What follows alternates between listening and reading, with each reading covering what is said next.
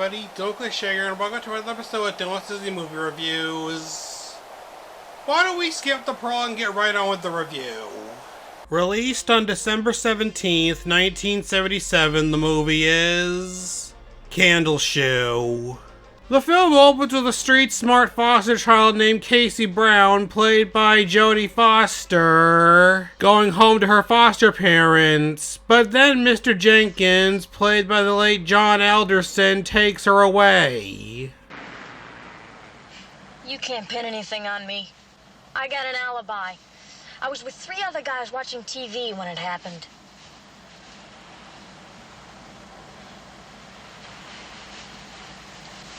Big dude. You think I can't bust out of juvenile hall, huh? You think I can't? I can bust out anytime I want. You hear? Anytime I want. Yeah.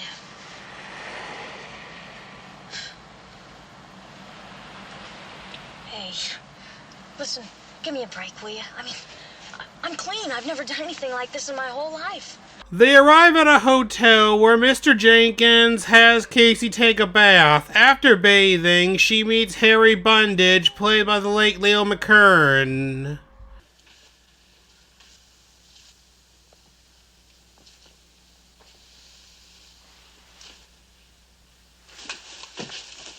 The markings are just about the way you described them. Yes. Where'd you get those scars? Rudolph Valentino beat me because I wouldn't marry him. That's the last time you sauced me. Now, where did those scars come from? I don't remember. Just keep on not remembering. Put those on. At dinner, Bundage explains to Casey that he's a businessman and that she's his opportunity and he's hers. Opportunity for what? The opportunity to become the Honorable Margaret, 4th Marchioness St. Edmund of Candleshoe.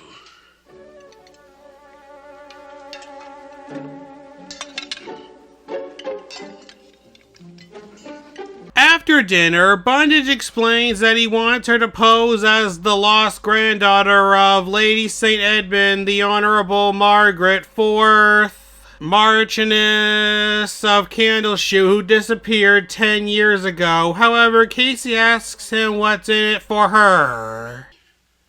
For you, trip to Europe, luxurious hotel, jet flight into the wide blue yonder. Okay. What's in it? Hard cash. Trust Harry Bundage, my dear. You'll be taken care of. Yeah, that's what I'm afraid of. No. Either we got a deal up front or we got no deal at all. What do you mean we got no deal? Either we got a deal or you can find yourself another look-alike for the 4th Marchioness of what's-his-face. I like your style. So Casey says she'll do it for 10% of the action and a red Ferrari. You can't even get a driving license. You get the Ferrari and I'll get the license. It's a deal. What's our next move?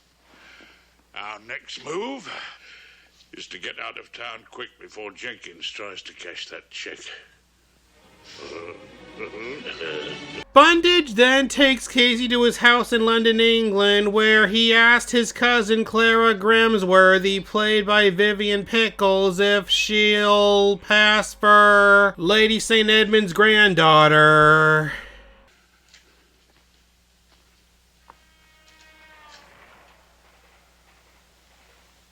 She could convince me, all right. Bundage then asks Casey if she's ever been on a treasure hunt. No, I don't suppose you have, not with your deprived childhood. I ain't deprived. I'm delinquent. There's a difference, you know. Bundage then tells Casey about a treasure that Captain Joshua hid in Candleshoe. Only no one ain't ever found it. Then one day, I comes along. Who's telling this story, Clara? Then one day, Clara comes along. She's polishing the bedpost in Captain Joshua's old room, and she finds a little secret door. And behind it is this. And then, when she gets the sack... I resigned. When she resigned, she takes the will with her, and she brings it to dear Cousin Harry. How do you know it's the real McCoy? He then shows her a Spanish doubloon, which is worth $4,000. And there's thousands of them. So he tells where he hid the gold in the will. Not likely. That old black villain, he ain't giving anything away for nothing. Instead of telling where he's hid the gold, all he does is give us the first clue. And that's why we want someone in Candleshoe. Free to follow up the other clues one by one. And that someone is you. Yeah, providing we can convince the old dame that I'm long lost what's-her-name. We'll convince her, all right. By the time we finish with you, my girl, you'll think like that kid, you'll feel like her, and you'll act like her. And only the old lady will believe that you're her long-lost granddaughter. You'll believe it yourself. After that, Clara tells Casey what the long-lost granddaughter was like, while Bundage writes Lady St. Edmunds a letter. You had 2 stuffed animals, and you called them Teddy and Piggy Wig. I think I'm gonna throw up. Teddy and Piggy Wig.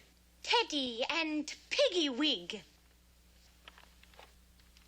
And your mother's favourite scent was lilac. I shall await your reply. Respectfully yours, Harold W. Bundage. Esquire. Later, Bundage drives Casey to Candleshoe and asks her if she remembers the first clue. Yeah. For the Sunrise student, there is treasure among books. Told you to memorize it. For the Sunrise student, there's treasure among books, okay? Yes. Right. Now, the way I figure it, that means the second clue should be somewhere in the library. Yeah, but where in the library? Oh, you stupid little nit. If I knew where, I wouldn't be sending you to look for it, would I? You'll just have to go through every book till you find it. Pretend you're a great reader. Oh, me?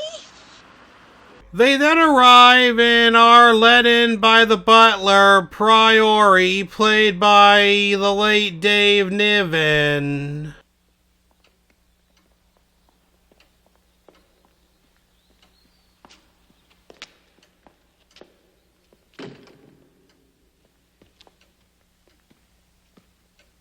Your hat, sir?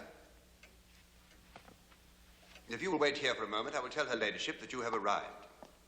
While Priory goes to get Lady St. Edmunds, Bundage shows Casey a statue of Captain Joshua St. Edmunds. Thought he was clever, he did, with his gold and his clues. But he didn't know he was coming up against Harry Bundage. We'll see who comes out on top, old man. You or me. If you will step this way, her ladyship will see you now. Be very careful on this floor, sir. After 400 years of polishing, it is a trifle slippery. Priory then takes them to Lady St. Edmunds, played by the late Helen Hayes, in her final film role. How do you do, Mr. Bundage? Charmed, I'm sure. This is Miss Brown, Miss Casey Brown. Hi. How do you do? Won't you sit down? Thank you. Thank you, indeed. Wow, pretty neat pad you got here. How many rooms? I haven't counted them. Will you serve the tea, please, Priory? Tea, Mr. Bundage. Oh, yes, please. Lady St. Edmund. How do you like it? Milk, please, and 2 teeny-weeny lumps. 2 teeny-weeny lumps. Bundage then tells Lady St. Edmunds a fake story about how he found Casey. I am a private investigator. I was engaged to trace a 15-year-old girl that had run away from home to Los Angeles. And quite by chance, I came across the dossier of this little girl. She has a scar on her forehead and another on her shoulder. I understand your little granddaughter injured her head when she fell off a pony and tore her shoulder on some barbed wire. Yeah, thanks. So you brought her to me. I wonder why. There's no reward, you know. It would be sufficient reward for me, your ladyship, to know that I had restored your long-lost granddaughter to you. Yes. Priori then offers Casey a bunch of foods such as strawberry shortbread and rice pudding. Lady St. Edmunds then talks to Priori alone.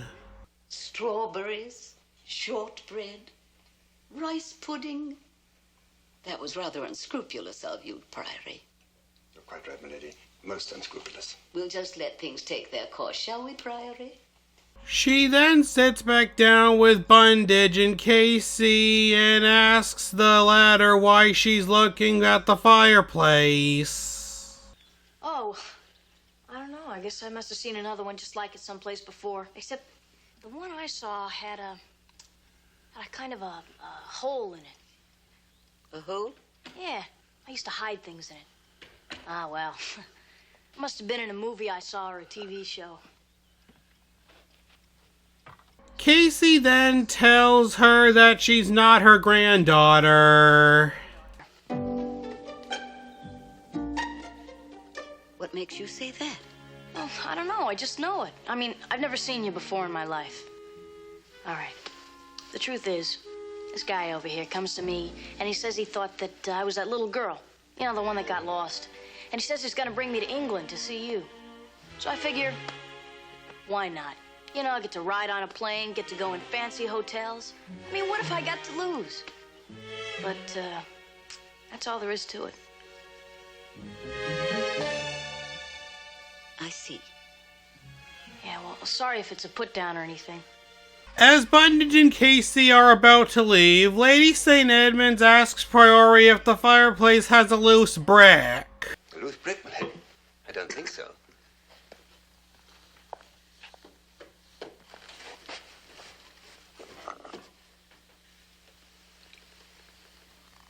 Oh, very odd.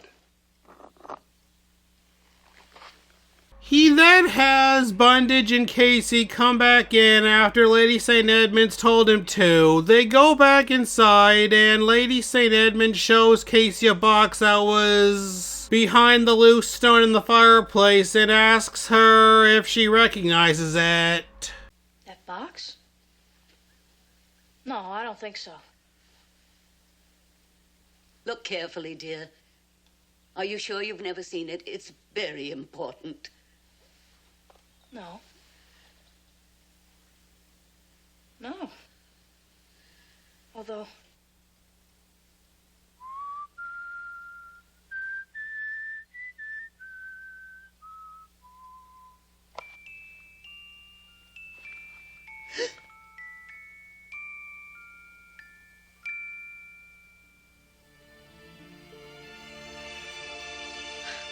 I don't understand. Oh, my dear. Oh, my dear. Welcome to Candleshoe. Bundage returns to his place and tells Clara what Lady St. Edmunds said. Welcome to Candleshoe. She didn't. She bloody did. If you would be so kind, Mr. Bundage, to go to town and return with the child's things, I would be most appreciative. She wouldn't even let her leave. She wouldn't even let her come back and get her bleeding clothes. Oh, Harry! Harry! Clara, we are in. We are in.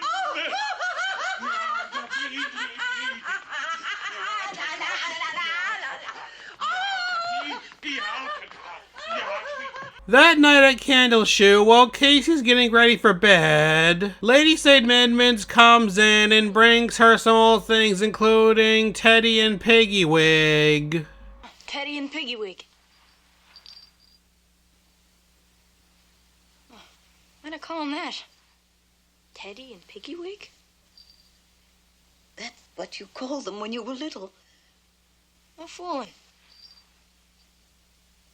But only, Yes? I don't know, it just, seems to me they should smell like lilacs. That was your mother's favorite scent. The next day, Casey goes into the library and looks for the next clue.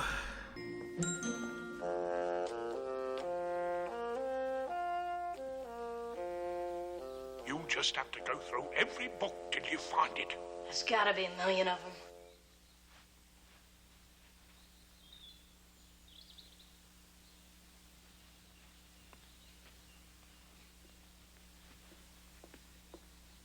Casey then meets another girl named Clooney, played by Veronica Quilligan, who tells her that she missed breakfast. Casey goes into the kitchen and meets the other kids, including Peter, played by Ian Sherrock, Anna, played by Shara Tamakuni, and Bobby, played by David Samuels. Now, what about breakfast? Oh, no, look, this'll do. Are you sure? Yeah, positive. Anna, give her a glass of milk. Come on, Bobby, help me with the separator. When you finish that, you can help us make the beds, okay? You gotta be kidding. Lady St. Edmunds calls for Casey and asks her if she would like to go for a walk with her. Oh, bother. Priory? Oh, there you are, my dear. Good morning. Hello, Grandmother. And, I see you've met your new friend. Yes, Grandmother, in the kitchen. Anna, would you go and find Priory for me, please? Yes, Grandmother. Lady St. Edmunds then asks Priory about the fresh roses she ordered. Yes, I'm sorry about that, my lady. It's Mr. Gipping. He's in one of his cranky moods again. He wouldn't let me in his garden. Wouldn't he indeed? It's not his garden, it's my garden. And so I shall tell him. Immediately. Now? Oh, my lady, he'll be having his cup of tea. Oh, good heavens. Come on, quick. Hey, what's going on? Don't tell her. She'll have to know. Not now, come on. Tell me what? This place is a nut house. She then goes outside to talk to Gipping. Gipping, when I order roses for the house, I expect to get roses. Is that clear? What, when you give orders, eh? I didn't give a hoot about your orders. The flowers come first. Oh, do they indeed? You used to be a good, pleasant gardener, but in recent years you've become thoroughly tiresome and crotchety. Oh, so that's the way it is it? Crotchety, am I? If I'd known there was to be a grand party to assassinate my character, I'd have washed my hands and put on my Sunday best. Gipping, we are discussing roses. Decent folk not allowed to go about their work without being subjected to insults. You're getting the wind up your drawers about nothing. Mr. Gipping. You're a badgering old woman, and I'll tend my roses as I see fit. Your roses? Very well. If that is your attitude, you are dismissed. However, Gipping is just Priory in disguise, and he goes to change back into his butler clothes.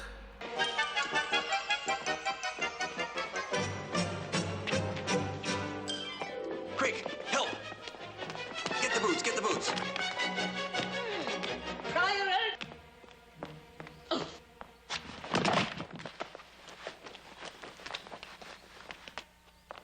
Priory!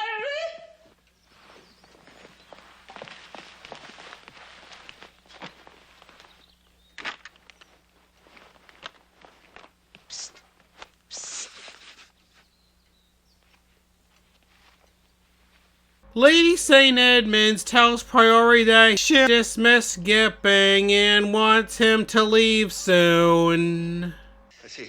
You wouldn't care to reconsider the matter, I suppose. Certainly not. He was impertinent. Oh, that's just his way, my lady. And he would be very hard for me to replace. He would. Very hard. And I would make sure that he had fresh roses for the hall every morning. You would. Well. So she says she'll give Gipping one more chance and then heads for a walk with Casey.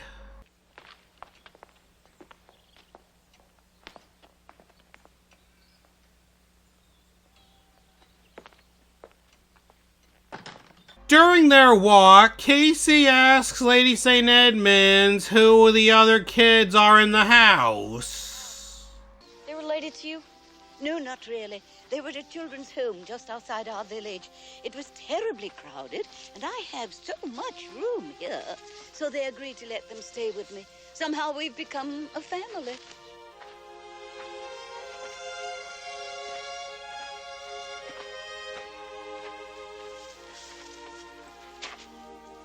Lovely, isn't it? Yeah. Never seen anything like it.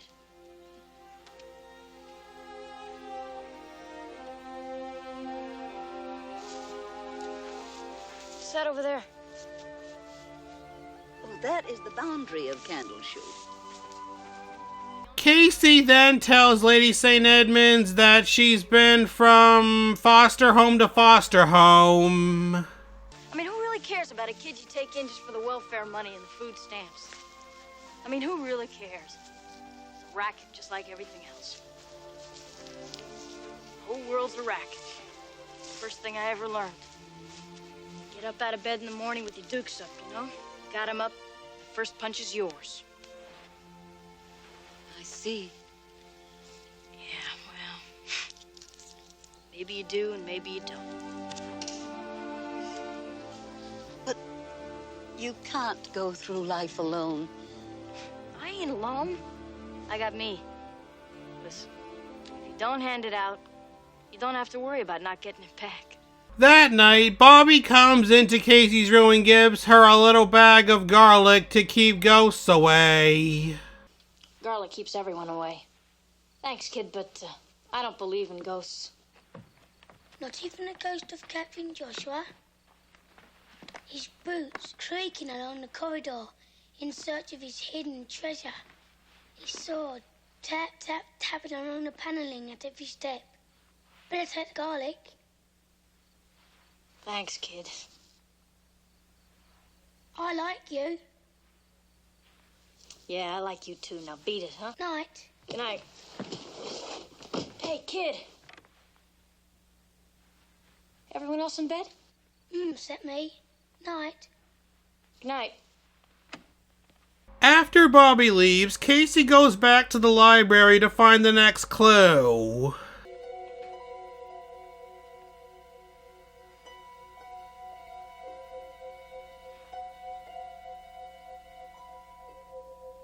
There's gotta be a million of them, like a needle in a haystack.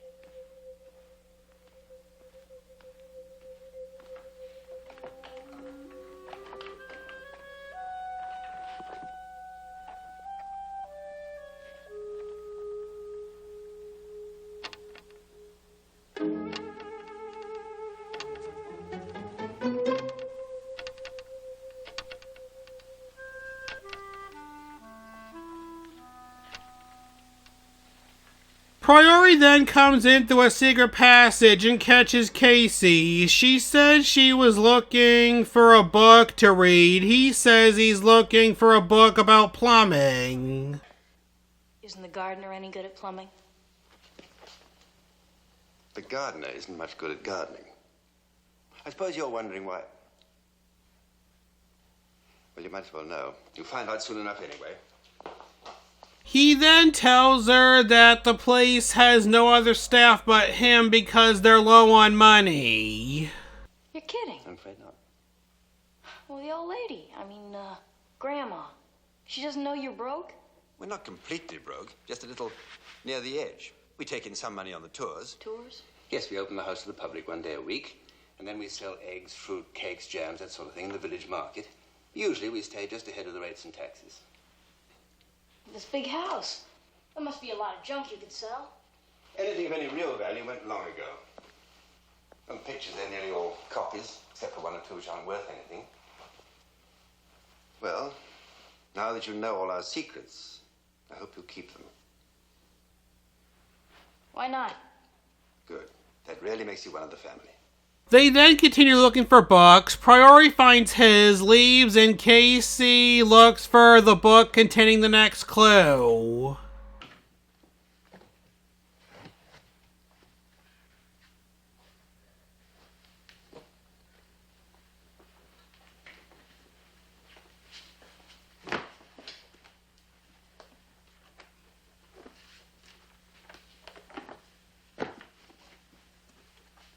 The next morning, after staying up all night looking for the clue, she finally finds it with the help of the sunlight. Sunrise student. Yeah. Paths of glory lead but to the grave. That's it. I found the clue.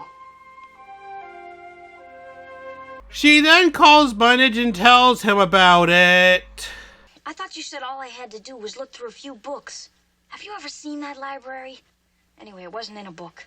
Don't waste time telling me where it wasn't. Tell me where it was. In the window. In the window? Stupid little nutter. What do you mean was in the window? A stained glass window. You could only see it when the sun was coming up. It said, "The paths of glory lead but to the grave." The paths of glory lead where? To the grave. It's a poem by a guy named Thomas Gray. I asked Grandma, you know, the old lady, and she says it's an elegy in a country churchyard. I'll call you when I find out more. Hello, I'm not finished yet, little squid.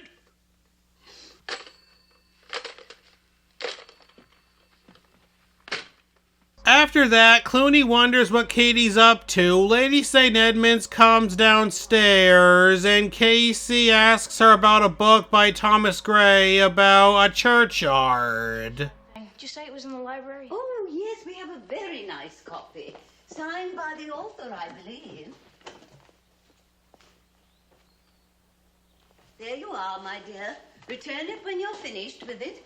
Outside, Lady St. Edmunds asks John Henry, actually Priori, about his Uncle George. Ah, my lady, I didn't think it necessary to trouble you with the news, But we finally had to measure him for his wooden overcoat.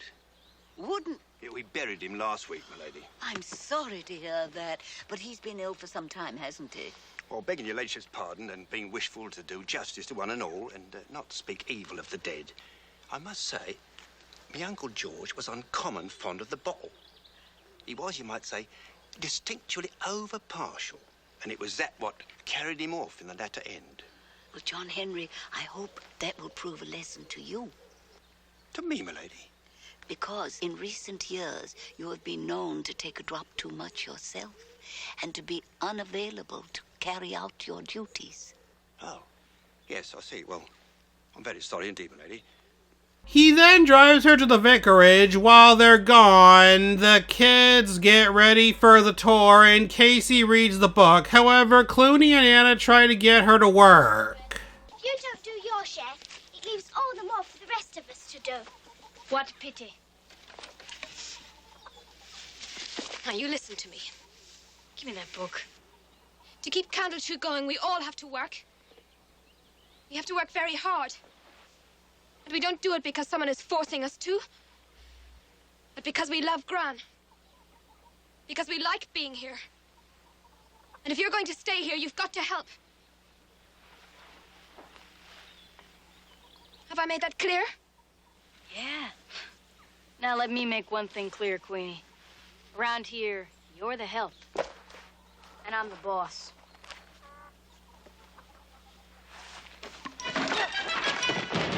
You want to play rough, do you? The three girls then get into a fight.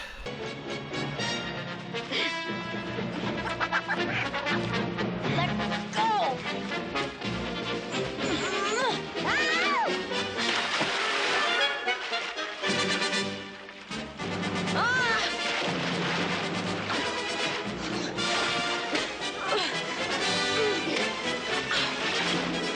Stop it!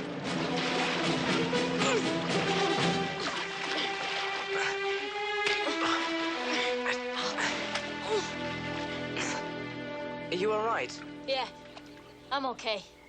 I'm fine. That night during dinner, Lady St. Edmunds tells the kids about the meeting. That dreadful man Quatermain was away, dipping his sheep or whatever it is he does. We made final plans for our autumn bazaar.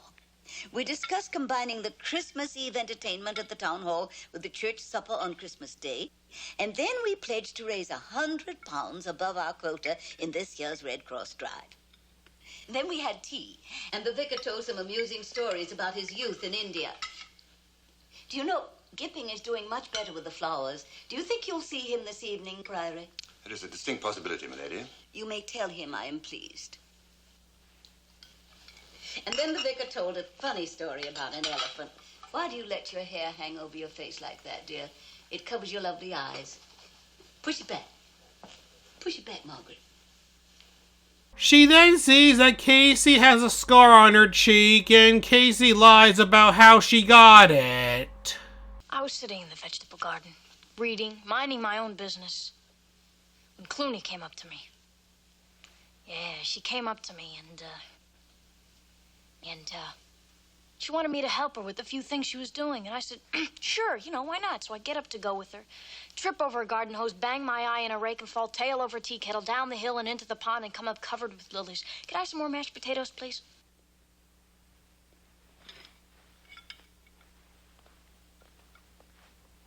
Priory, you will tell Gipping to be more careful in future of where he puts the garden hose. I'll be very sure to do that, my lady. Later, Casey hears church bells ringing and goes to see the churchyard, where she runs into Bundage and Clara. You miserable double-crossing little worm. Thought you'd hold out on Harry, did you? After all he's done for you. I wasn't going to hold out on him, really. I saw the church and I thought maybe... Yeah, well, by a stroke of good fortune, so did I. Elegy in a country churchyard. Well, that's his grave, ain't it? Yeah. And look at it. Look at it. Nothing. Just his name. And when he died. Maybe that's the clue, Harry. When he died. Maybe that means something. Like what? He didn't know when he was going to die. Maybe we ought to dig him up. Dig him up?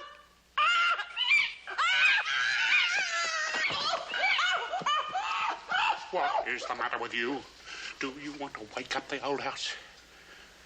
She then finds Thomas Gray's grave, and there's a poem on it. He followed the eclipse for riches and fame. And if ye would prosper, do ye the same. Thomas Gray. In a country churchyard. The cunning old devil. Bundage then tells Casey to go back to the house to find something that has to do with an eclipse. You go through that old house from top to bottom and don't you do nothing else, do you hear me? Yeah. Get back to the house before they miss you. I'll be in touch in a day or two. So you better have something for me. Aren't you going back to London? London? I can't show my face in London. The loan sharks are after my gullet. But you listen to me. If they chew me, I'll chew you. And don't you forget it. I could feed you to the fishes and no one would ever know. I hope you don't think he's joking. Have you ever seen anyone what's been fed to the fishes? Very nasty, that is. Now and then a person is hauled up out of the sea, and the authorities looks at them through squinched up eyes and says, "Ooh, what an horrible mess. I can't bear to see it. Throw them back in." And that's the end of that person. And that's what'll happen to you if you don't do what's expected of you. So just you remember that. I got you the first two clues, didn't I? Yeah, well, you better find the next one. And be quick about it. Go on, hop it.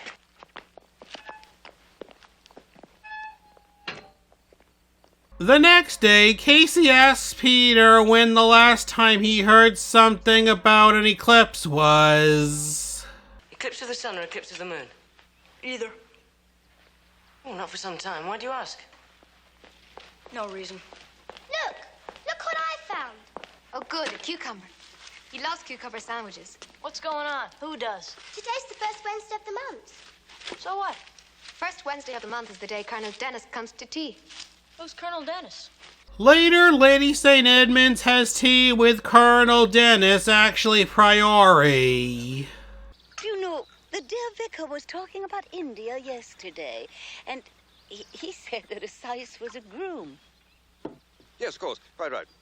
Yes, slip of the tongue. No, Miss Size used to bring me me horse every afternoon. Me black horse. Satan? Satan, dear old Satan, yes. Oh, many's the gymkhana I've won with dear old Satan. It was at the time of the brigade maneuvers. Does he really ride that good? Not likely. Mr. Pryor's terrified of horses. Dennis, he said, you haven't bought that brute, have you? You'll never get on his back. Well, I took old Satan and I went over those jumps 3 times at full gallop. Hey, where are you going with those? I forgot to put out the scouts. Wait a minute. I think I got an idea. As the colonel is getting ready to leave, Casey asks him to show her how he rides his horse. Now? Oh, well, some other time. Please. Well, the animal's tired. I mean, I rode him pretty hard coming over here. I'd have to walk him home. Grandmother. My dear Colonel, do please indulge the child. And me, too. I've never seen you on horseback. Yes, well, Please. Please. Please. Please. Let us see you gallop up the drive in true cavalry fashion. well, anything to give you pleasure, of course. So he gets onto the horse, Bobby whips the horse, and he gallops off. Dear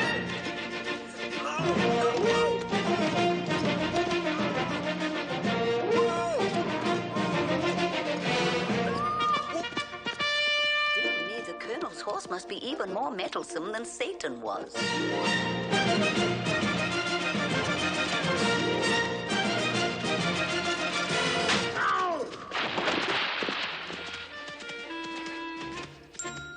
Later, when it's time for the market, they do really well. Walk up, folks, walk up. If you're lucky, you might get the last of the Candleshoe vegetables, grown by the famous gardener Gipping, who once worked for the Queen and grew cauliflowers at Buckingham Palace.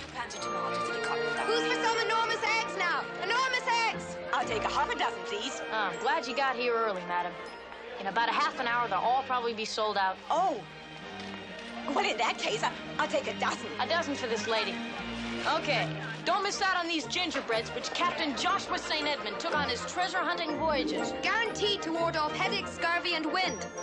You can't say that. Why not? We're selling them, aren't we? That's right. Cakes! Delicious hot-baked cakes, ladies and gentlemen. 5 pence, please. Thank you. Thank you. 25 pence.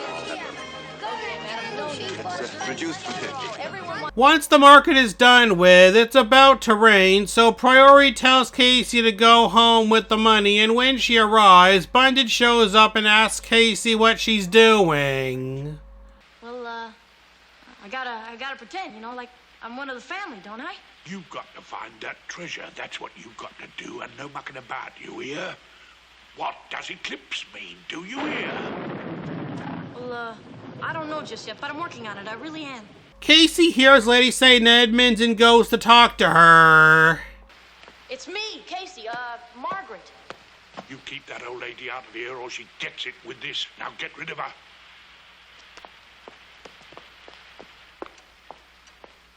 Oh, Margaret, my dear. Oh, I'm so glad you're back safely. Where are the others? They're still in town with Priory. In this dreadful weather? They'll be back pretty soon. Every time there's an electrical storm, our lights go dead. Priory always knows how to fix them, though. What we do without him, I can't imagine. Oh, I must go and dress for dinner. Casey goes back into the kitchen, sees Bundage stealing the money, and she tries to stop him. Harry! You got Barmy? Get out of it!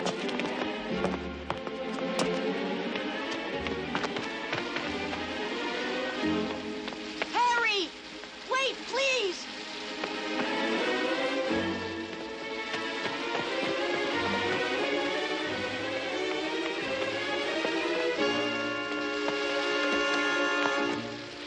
Let's get out of here. Harry, don't, Harry! Get out of the way! Get out of the way, I tell you! Please don't!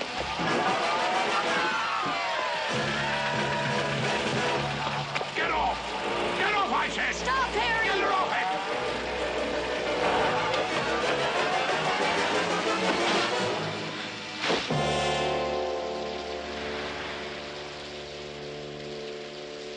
Later, Casey's in the hospital, Candleshoe's up for auction, and Priori and Lady St. Edmunds have a dance.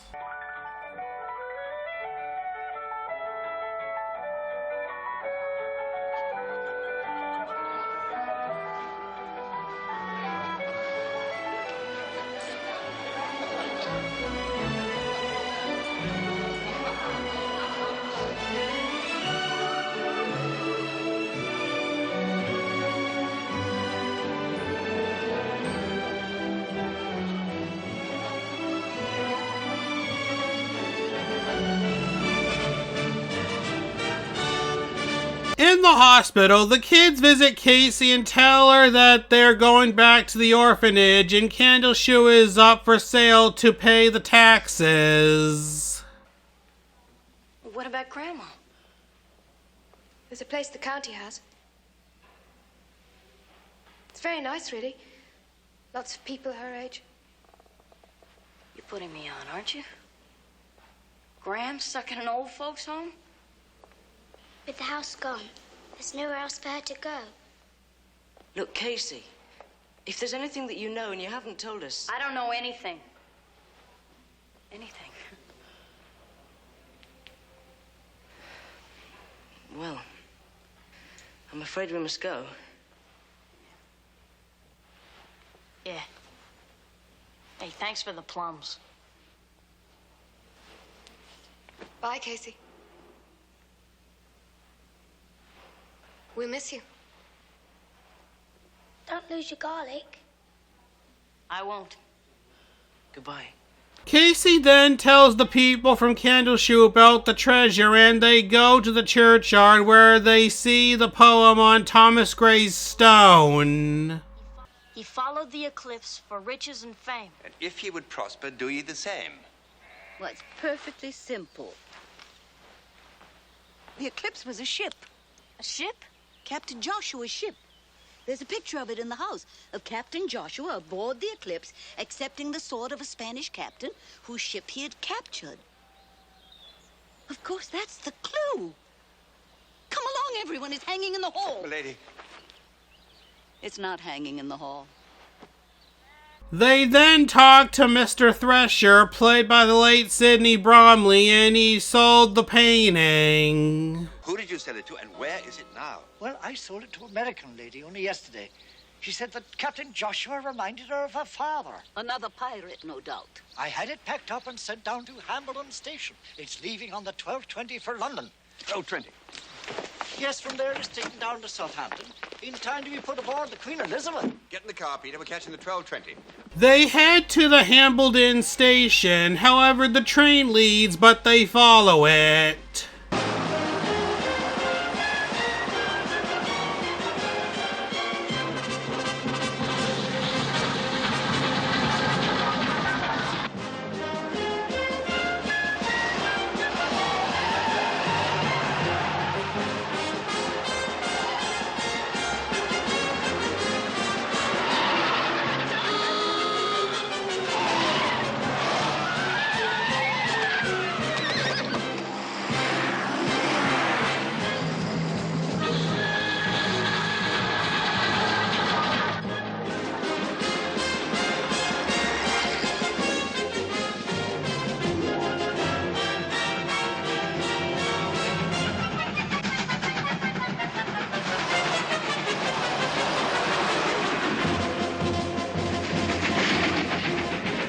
Priori then parks the car on the train tracks and the train comes to a stop.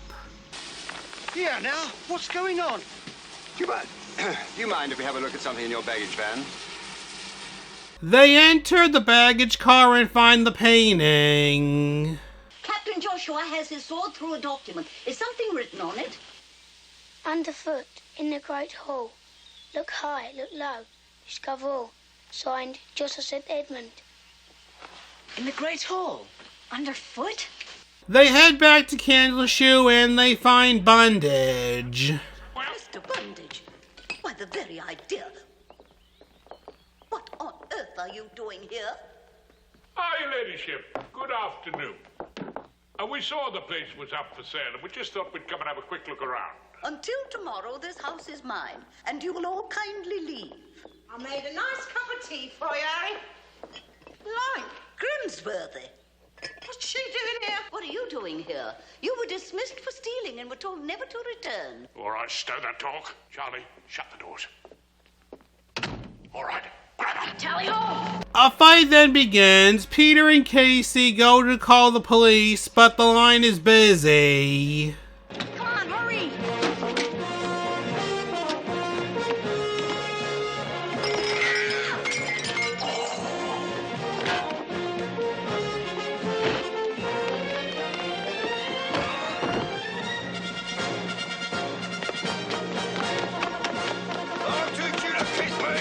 They manage to get the bad guys out and head for the Great Hall. However, the bad guys break back in through a window, but then Casey causes them to trip and they bump into a support beam.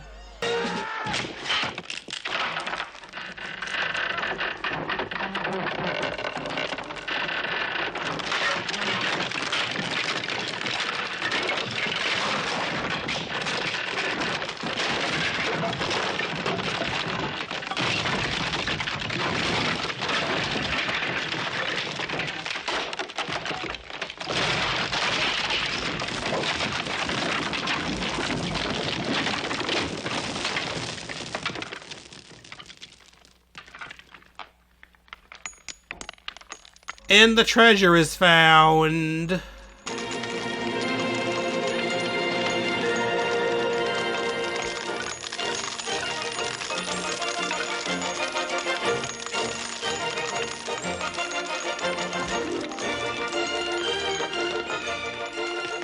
What's going on?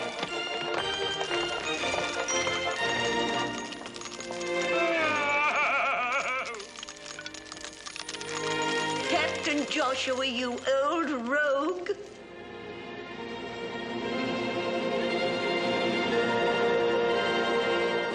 So Candleshoe is saved as it's being fixed up. Casey heads to the train station, but then Lady St. Edmund shows up, and Casey tells her that she never belonged at Candleshoe. Not enough excitement here for you? You gotta be kidding. Perhaps it's the people at Candleshoe you don't care for. Priory, the children. Yeah, they're okay. Perhaps it's me. Yeah, okay. You got it. It's you. I mean, I came here to do a number on you. You know, straight hustle. I mean, I didn't know you, and I didn't care.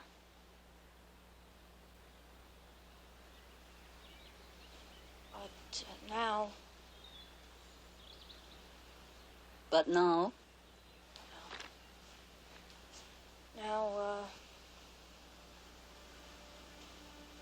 Now it's different. Lady St. Edmunds then invites Casey to live with her in Candleshoe.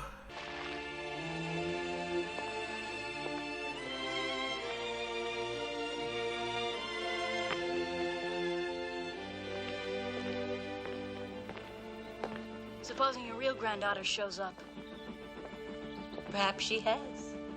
And that was Candleshoe. My thoughts? It's awesome. In the end, I give this film 4.5 stars out of 5. Well, that's it for Candleshoe.